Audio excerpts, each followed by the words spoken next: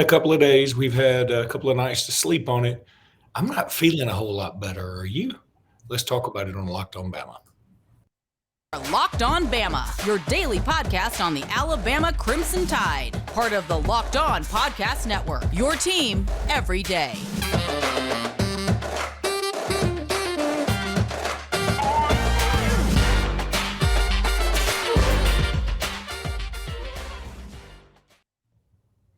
Hey, everybody. Welcome back into Locked On Bama. Luke Robinson, that's me. Jimmy Stein, that's him. Jimmy, how are you today? Good. Just working on my complicated formula for making score predictions. Not that it worked out too good for me this past weekend. But trying it again. It could use a little work. Hey, I said 42-21. I about nailed Texas. Just about. I missed Alabama by only 3 touchdowns. Good work by you. Okay, I want to get to some of the comments we've had on the reaction video yesterday. I want to do that here very shortly. I also want to thank everybody for making this your first listen. Y'all are the best. Had a lot of new followers recently and appreciate you. Listen to this, Jimmy. I just looked this up. Since LSU last year, these are the point totals we've had against Power 5 teams and Cincinnati. Okay, I'm taking New Mexico State out. I'm taking Utah State out. Since LSU last year, offensive points. We had 20 against LSU, 42 against Arkansas, 24 against Auburn, and that took 4 overtimes. 41 against Georgia, and one of those was a pick six.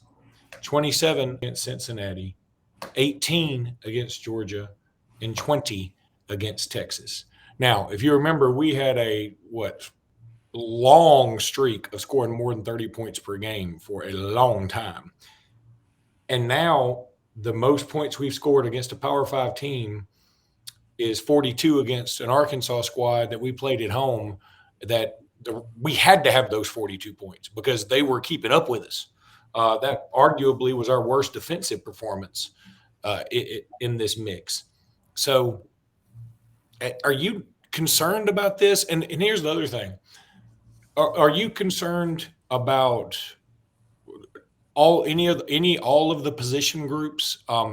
Bryce Young, again, I'm amazed at the narrative. I really thought Bryce Young was going to get hammered after this game. Really? In fact, I would say it has elevated his status in the eyes of many Heisman voters, et cetera. I mean, now he's not number one on the Heisman list anymore. I think C.J. Stroud is. But I think a lot of people are so enamored with his ability to lead a team back. And frankly, he would have done it against Texas A&M, but the defense let us down. And he would have done it against Georgia, I really believe, if he had his 2 receivers. I'm not going to do the what if Colt McCoy game, though, so let's not do that. However, man, it just seems like looking over all this, that's a lot to be concerned about. It somewhat is. I mean, I'm not concerned about Bryce. I mean, he's only the best quarterback in the country and the best quarterback to ever play at Alabama, in my opinion. I know that's a whopping thing to say, but I believe it. I'm concerned about I'm not concerned about the defense at all. I know you didn't bring up the defense, but I just think we can just not talk about the defense. They've given up 1 touchdown in 8 quarters. That's really good. I don't care who you're playing. And now you're playing Monroe and Vandy, and who knows, that streak could go on a while. Offensively, it's less than a mess. I'll say this, though. There's too many mistakes. I predicted Alabama would score 42 in this game. They only scored 20.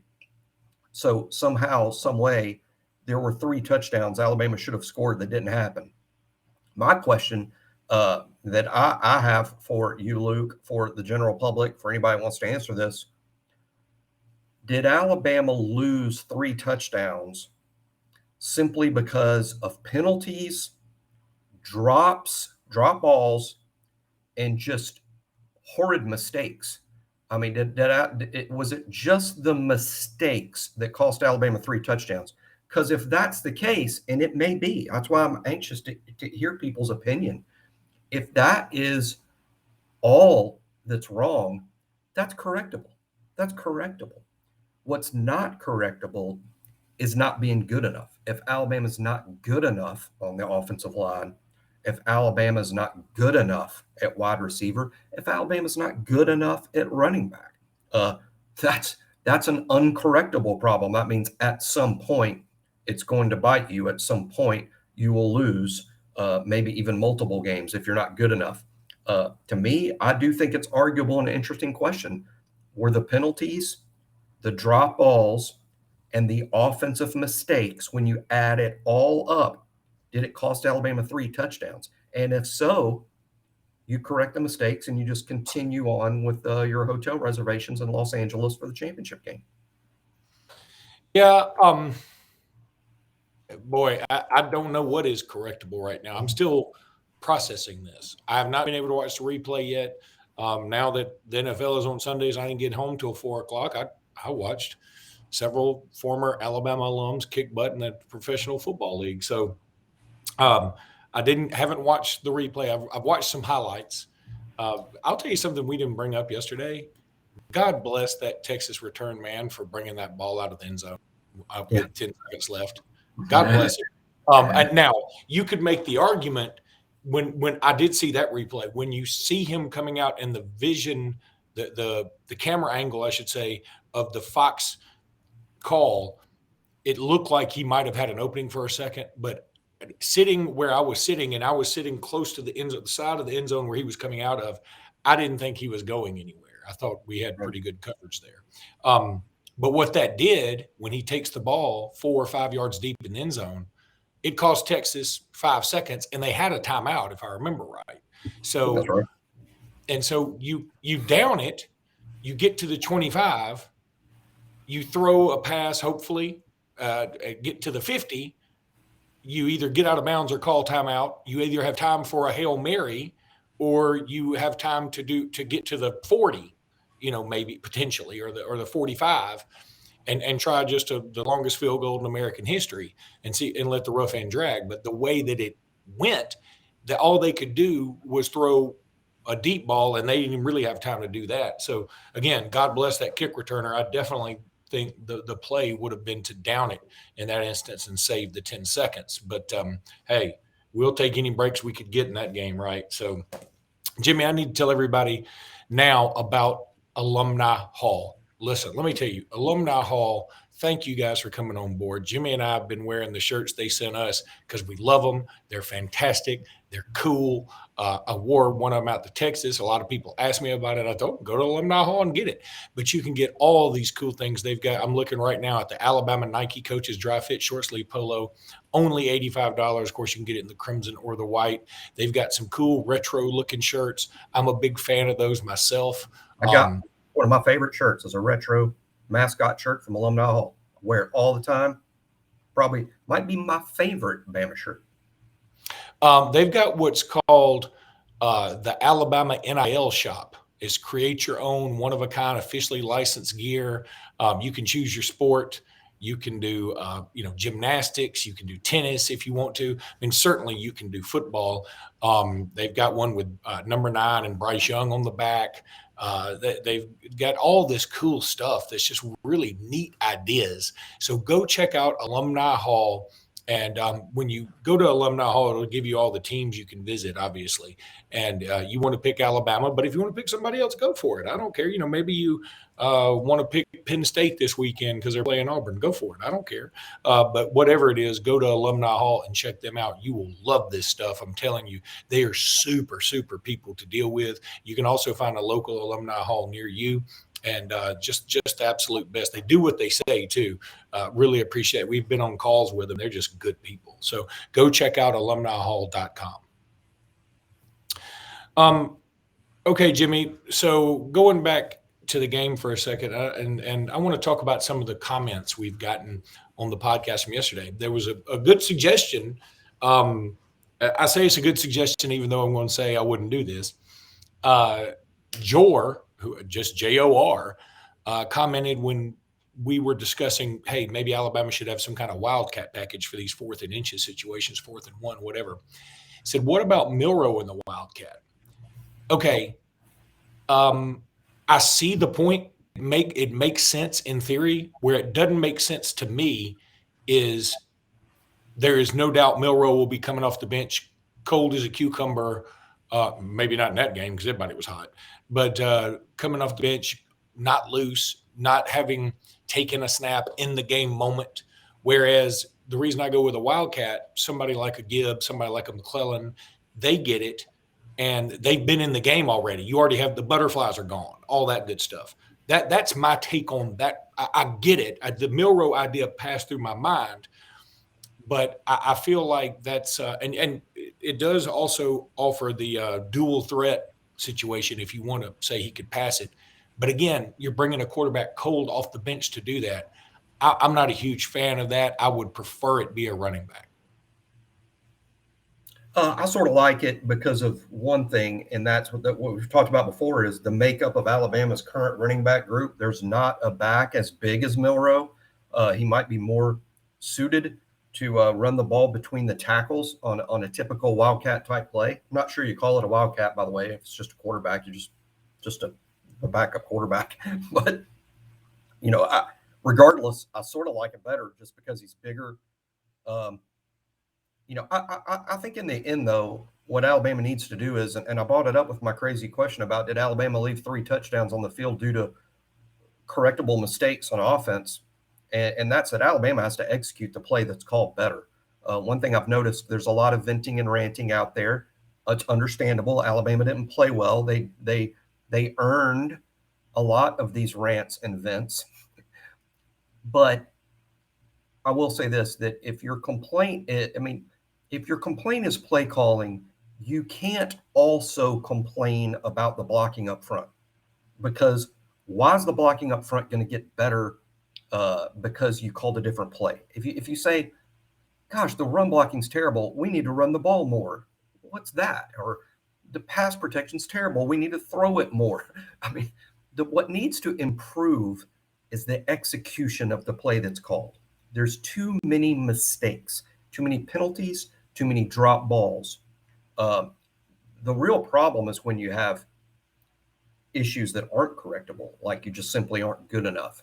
And I think the question for Alabama in these next 2 games, because they are good enough to beat Monroe and Vanderbilt, we know that's coming. But the question is, can the offense play mistake-free football in those games? Let's correct these errors, because when you play at Arkansas 3 weeks from now, there does not need to be any errors. Arkansas will create enough problems on their own. They won't need any help. Oh, there's no doubt about that. And the thought crossed my mind today, assuming Arkansas wins until they get to us and that we don't trip up against Vanderbilt, won't game day be at Arkansas? Won't that happen?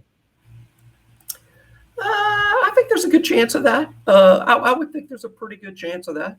Arkansas should be in the top 10, and Alabama will still be in the top 10. Pretty good matchup, pretty good game. And I think, based on what I've seen so far, this is the toughest game on Alabama's schedule. And Tennessee's good, no doubt. At Tennessee's going to be tough. At Ole Miss won't be a gimme. LSU doesn't look to me as good as the others, but I think at Arkansas is absolutely the toughest game on the schedule, more so than Tennessee for me.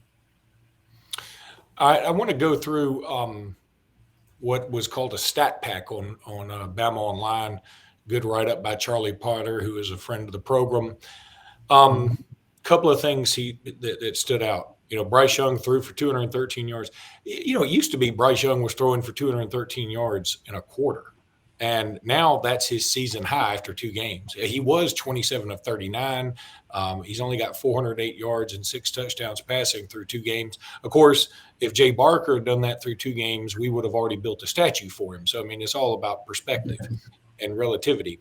But here's something that's interesting. Charlie Potter pointed this out.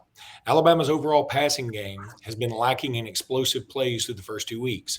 The Crimson Tide is ranked 12th in the SEC in passing plays of 20-plus yards and hasn't had a non-running play go for 30 yards or more in either of its first 2 outings. That's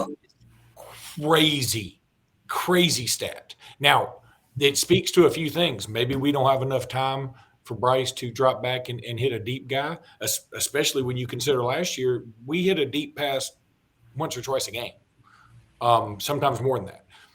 Or maybe we just don't have the speed. Maybe we need JoJo Earl and Tyler Harrell back that fast. Saban says they should be back around October 1st. As the first I've heard that it may take that long for Tyler to come back, but Saban said it. So maybe they're both back for Arkansas, and that would be a huge help to take the top off the defense a little bit. Maybe we don't have anybody else that can do it right now. We need Anderson perhaps, or maybe we just give Kendrick Law a shot at it. I know he's speedy. Isaiah Bond, super fast. But, I mean, we need somebody that can do that to spread this D out a little more, right?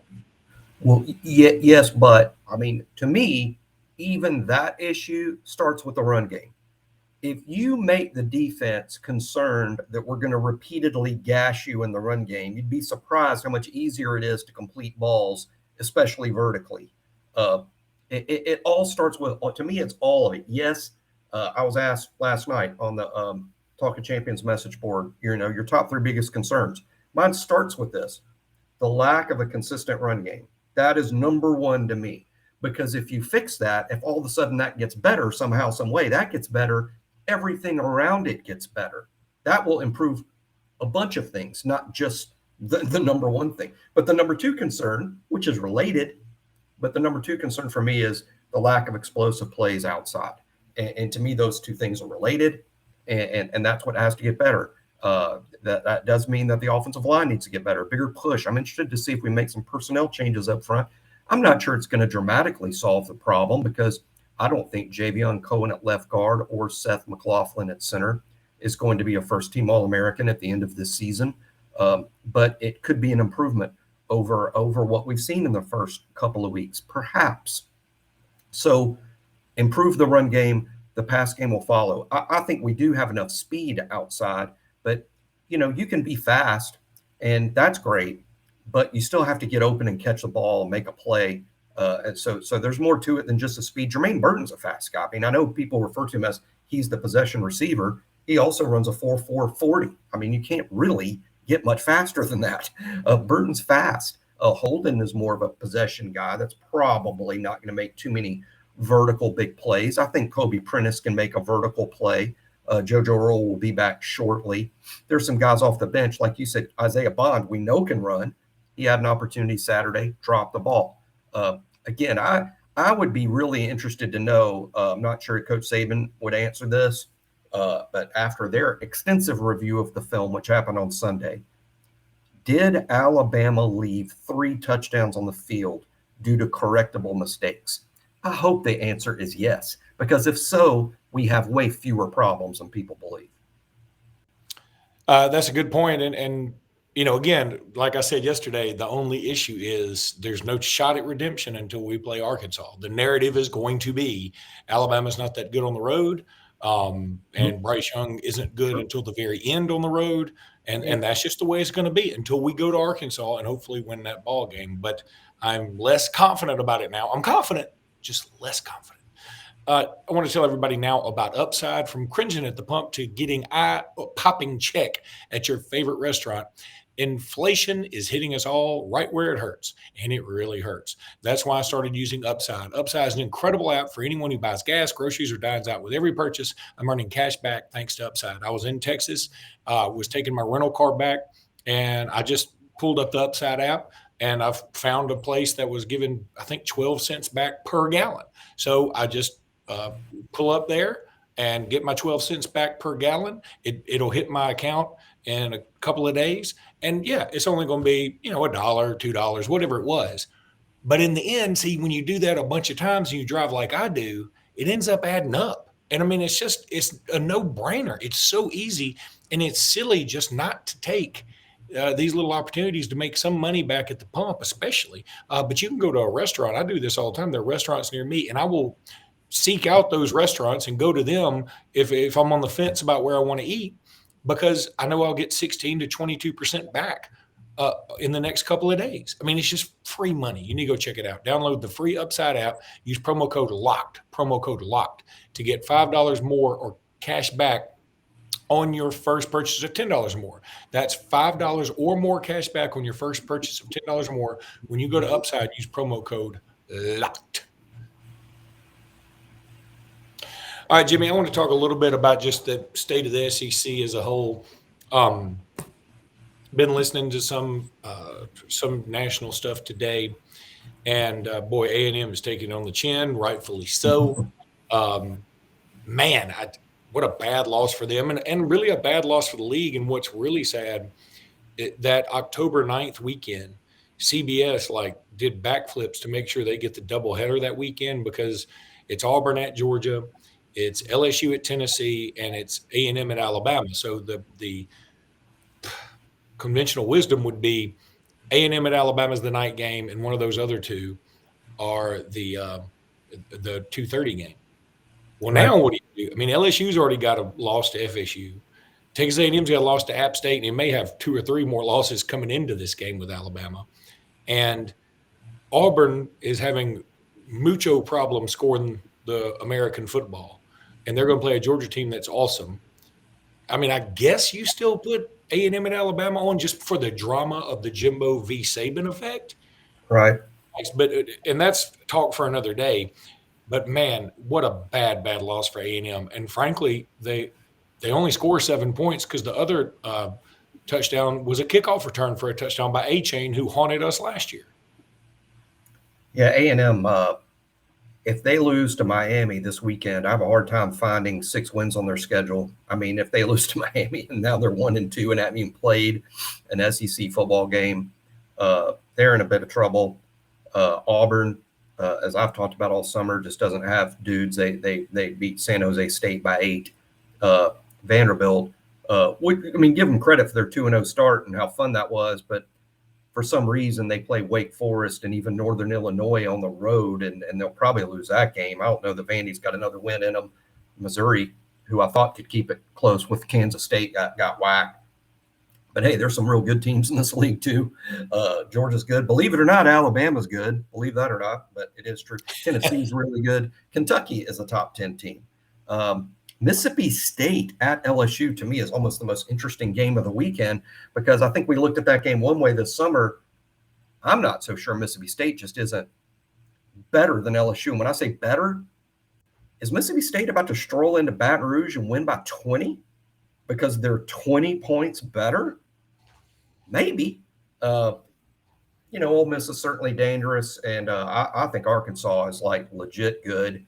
To me, Arkansas should be in the top 10 to stay. They might lose a couple times because it's the SEC, but I'm not so sure. Arkansas just is one of the 10 best teams, I believe. Here's the thing.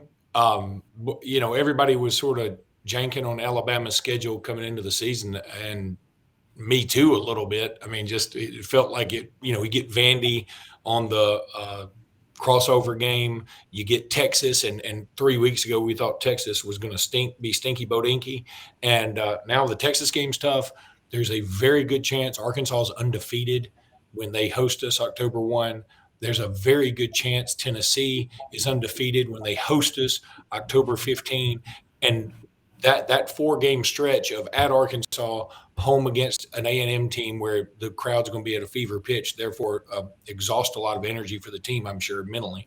Then you go to a Tennessee team that'll be just crazy madhouse, and then you welcome in a Mississippi State squad that is brought back, 17 starters. They'll be ranked, and they're pretty dead gum good, and they sling the ball all over the field, and we had trouble covering that this past weekend. All of a sudden, that 4-game stretch is not super fired up about it. Yeah, it is tough. And I agree that there was a way to look at Alabama's schedule and say, pencil Alabama into the playoff. Well, that's because you're looking at it through the Alabama lens. It's the toughest division and the toughest conference.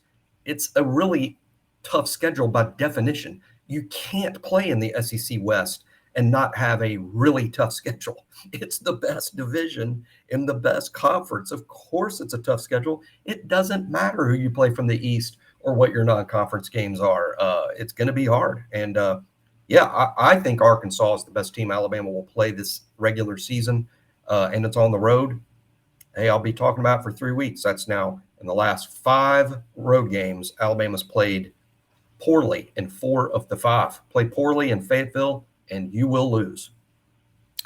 All right, buddy, that's going to do it for today's podcast. When we come back tomorrow with another one, we're going to talk a lot about the performance of some of the recruits that played this past weekend.